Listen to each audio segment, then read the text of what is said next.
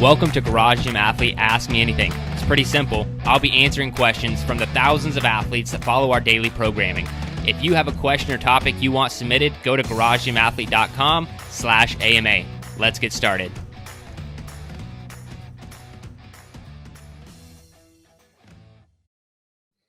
All right, ladies and gentlemen, welcome to the Garage Gym Athlete podcast. Jerred Moon here with Joe Courtney. What's up, Joe? Not too much, man. What's going on with you? Not a lot. Let's get right into it, though. MURPH. We're talking MURPH today. Really progressing in MURPH. And I think just slight backstory. Just if anyone is here because you're looking for some MURPH tips, whether you're part of the community or you just randomly found this, we are essentially the MURPH community at Garage Gym Athlete. We have dozens and dozens of athletes doing it every single week for a year. Some people have decided they're going to go for their second year. I did it for 2 years. Chris Morgan does 2 MURPHs every single day. Well, he's actually doing, how many is it? 52 in the month of May 2021. And it's just crazy. And aside from just me doing MURPH, I have some pretty respectable times in MURPH. Arguably some of the fastest times in MURPH, depending on how you think In the world. how you think the MURPH workout should be done. When it's 5, 10, 15, I am very fast at the workout. So we are going to talk about MURPH a little bit today and how you should progress from it, because I had to progress. Like I didn't start getting 20, minute times and all this other stuff. Like that's not where I started. I started way far away from that. And I know a lot of people in the community are scared of the workout.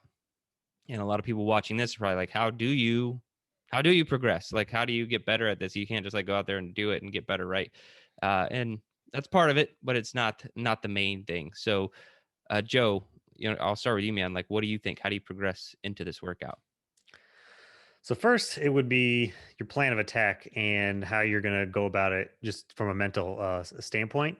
And if you haven't really done it before, or you are scared to do it, or have only done it once and it didn't go that well, you shouldn't be trying to do unpartitioned, because that's not really an official way to do it anyway. That's just like a spin or twist that they did at the games, and then it became popular to do that because it takes longer. It seems harder, but that's not it at all. So it's going to be a lot easier to complete it, especially in a decent amount of time. That's not going to take you an hour and a half if you partition it out. And it is also because one of our previous athletes actually reached out to his family, and his dad responded and said that Michael Murphy, actually broke it up himself. He partitioned it. So that's, as official as it gets for version. So break it up into whatever sets you want, whether it's 5, 10, 15. That means 5 pull-ups, 10 push-ups, 15 air squats. And I guess we didn't really go over the workout. So MURPH, that's a good place to start. Who is MURPH? Yeah, who is? Yeah. So MURPH workout is run 1 mile, then you come and do 100 pull-ups, 200 push-ups, 300 squats, and then run another mile. And when I was talking about partitioning the reps, that is, you are partitioning the calisthenics reps in between. Miles aren't partitioned. You have to run the 1 mile, then you do all your reps, and then you finish with a mile. It's kind of a buy in and cash out. So break those up: 5, 10, 15. Some people do 2, 4, 6, whatever it is. That's a little bit too much of a breakup. I think there was a recent one. I think Chris Morgan was talking about this for zone 2. He did 4, 8, 12 or something, because the smaller sets help keep your heart rate down or something. I don't know what it was, but there's all different ways to break it up. So that's number 1, is having a game plan of how you're going to break it up. Number 2 would be planning your pace, and like mile pace would probably be 85 to 90% of a run pace. So if you have a 7:30 mile PR, you shouldn't be trying for a 7:30, 7:45 mile. It should be closer to 8:15 or so, so that you leave a little, because you got to come back and go right into your calisthenics. And then pacing for each round. If you really want, you can do it as like an EMOM. So 5, 10, 15 every minute on the minute. If that's your breakup, because if it only takes you 40 seconds to do that, 50 seconds, then you have 10, 20 seconds to rest. And then it won't be you're not flying off the handle doing it 30 seconds each, and then when you get to 7 or 8 rounds in, you're completely done, and then you're tanking to 2.5 minutes. So game plan ahead of time to make it manageable, because then you can pace it out and almost think like, okay, I'm estimating 45 minutes. Cool. I have this, this, and this. And then you can always dial it up as you go, because it is a lot of volume, a lot more than people are used to, especially in a small window of time. So it's better to stay at a little bit lower of intensity and rest before you get fatigued. Because then once you're fatigued, especially muscle endurance wise, it's going to kind of plummet. What do you got? A lot of the same stuff said in different ways. Now, so I do think so. When I started the workout, when I very first did it, I do think it took me like in the high 50s, and that just kept coming down with more practice. And it also took my body, when I was doing every single week, 16 weeks before I just felt normal, and the workout wasn't, I don't want to say hard, but I wasn't like ridiculously sore and everything. So it takes a very long time for your body to get accustomed to this amount of volume. And so if you don't, most people aren't doing that, is my point. Like, you're not going to be doing that. So there is going to be a suck factor to this workout if you're not doing it every single week or practicing it quite often. So what I would recommend is something that we've put in our MURPH burner track and everything else, is trying to throw in as many calisthenics as you can throughout the day. Because if you can get an extra 100 push-ups in a day, every single day for a week, and now this isn't what you're supposed to do like leading up like 3 days before MURPH. This is like weeks in advance, just getting used to that level of volume in the calisthenics. And so if you can throw those in, that would be really good. I think sustainability and repeatability is something that we preach in our programming. And I also want to keep that the same in this workout. So as Joe said, partition it. Partition it at your weakest level of calisthenics. And so what I mean by that is, like, the pull-ups for me, never a problem. I can always do 5 or 10 pull-ups, especially if they're kipping, maybe more, and like for a very long time, and so that's not my weak point. My weak point are the push-ups. And so I get to the push-ups, I can get fatigued there if my body's not accustomed to that level of volume, which always happens when I start doing MURPH again. I'm like, the push-ups. And so you need to find out where that is. Some people are the opposite. It's the pull-ups that are get them, or the squats. And so wherever you can be unbroken, Joe mentioned these, like, we typically do 5, 10, 15, and that's what I recommend. Some people go even smaller than that, like Joe said, but you need to match where you can go unbroken. So if it's, I can do 2 pull-ups unbroken every single time, then break that down at 2, and then double and double, and then do as many rounds as you need to finish the amount of calisthenics. So that's what I would say for the calisthenics. Go to your weakest point, and then sustainability and repeatability in those calisthenics. So if it takes you um, a minute to do 5, 10, 15, try to keep that at 60 seconds every single time for the entire 20 rounds if you're doing 5, 10, 15 on the calisthenics. So try that. And then same with, uh, well, I'm not going to say the miles keep the same, but Joe said pace that first mile. Yeah. 100% agree. I don't agree with pacing the last mile. No. Because it's going to be paced for you. You're just going to be so fatigued that you can only do what you can do at that point. So yeah, just go all out on that last mile and see where you end up. Because a big part of this workout, guys, it's in memory of Michael Murphy, who's a fallen Navy SEAL.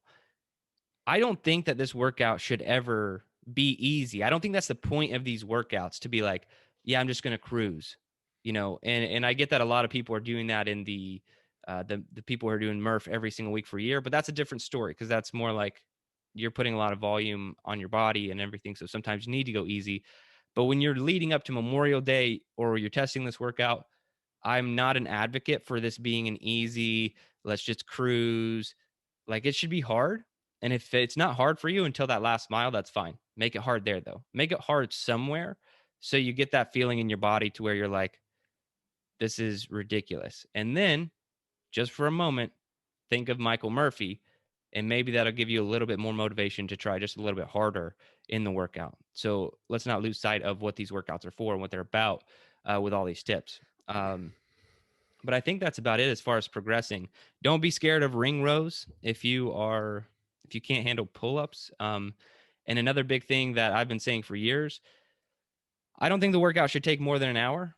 So there is no time cap in MURPH, and I get it, but like if you're continually moving, like you don't need to stop, and you're still going past 60 minutes, I think you should stop, because a normal workout is an hour for most people, but there's rest times in there, right? If you're moving continually through MURPH without resting that much, but you're just going that slow, maybe time cap yourself. And I'm just trying to keep everyone safe here with that advice. I don't want you getting rhabdo or anything like that. And then there was one other thing on that note. Oh, you don't need to wear a vest until you can do the MURPH workout in under 40 minutes. It's been my recommendation for years. So once you get to 40 minutes or less, that's when it's okay to strap on a vest. If you can't do that, if you can't get sub 40 minutes vestless, you don't really need a vest, in my opinion. So another kind of if this, then that for your progressing.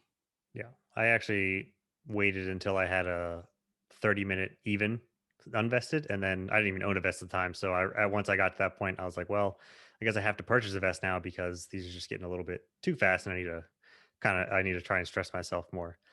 But even to this day, back to the push-ups, is I still break mine up into fives. So like I'll do five, and then I rock back onto my knees for like a couple seconds, just for that little bit of a break, and then do the next five. I still do it now. When I do my body weight ones, I try and do 10, but now when I do the MURPH practice, the vested Cindy workout and things like that, I always rock back to five on my knees. Even if like the first 10 rounds, it's smooth sailing, I know that once I get to 14 or 15, it's going to be rough. And then those last few, because once you're burnt out muscle fatigue wise, then you're just sitting there twiddling your thumbs to recover. If you can't push yourself, then you can't push yourself up. And I'm just sitting there doing nothing. But if I take a little bit longer early on, then I can still cruise through all my rounds with the same time, with the same pace.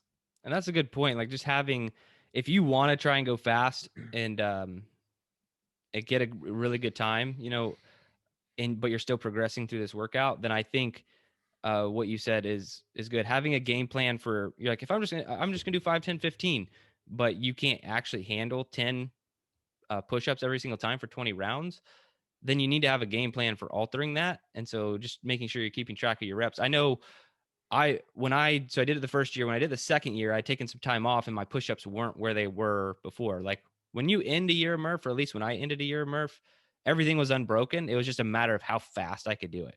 There was no muscle fatigue or anything like that. But when I start, there's a lot of muscle fatigue because my body's just not accustomed to it. But I was frustrated because it's my second year of MURPH. So I'm like comparing myself to like previous times I had. And I'm like, you're moving so much slower. And so what I ended up doing mid workout, because I was getting fatigued, and I, like you said, I don't want to just sit there and stand around and like, okay, body recover so I can do more. Because I was doing 5, 10, 15. I went 5, 5, 15, 5. So 5 pull-ups, 5 push-ups, 15 squats, 5 push-ups. So I was sticking to the 5, 10, 15 in total, but I broke my rounds up to that because after 15 squats, my body had recovered enough to do 5 more push-ups, and it kept my pace where I wanted it to and still get decent times. So that's another thing to keep in mind as you're going through the workout. That's all I got. That's all I got. Good luck with this one. Remember Michael P. Murphy, and push yourself, guys. If, like I said, sometimes it's the training MURPH, but it can't always be the training MURPH. You got to go hard, and you got to remember why we do these difficult workouts. All right, guys, that's it for this one. If you want to ask us a question, you can go to garagegymathlete.com/AMA, and we will get that answered for you. If you're on the YouTube channel, go ahead and subscribe, let us know how you like the video in the comments section. If you do have a question, you can ask there as well. And if you are listening on your favorite podcast player, 5-star review, positive comment, we would really appreciate it. But that's it for this one. I hope you enjoyed today's Ask Me Anything episode. So one more time, if you want to submit a question, topic, or idea, you can do so at garagegymathlete.com/AMA. And hey, while you're there, if you haven't already, sign up for Garage Gym Athlete membership. We are the best community and programming on the internet. I dare you to try and prove me wrong.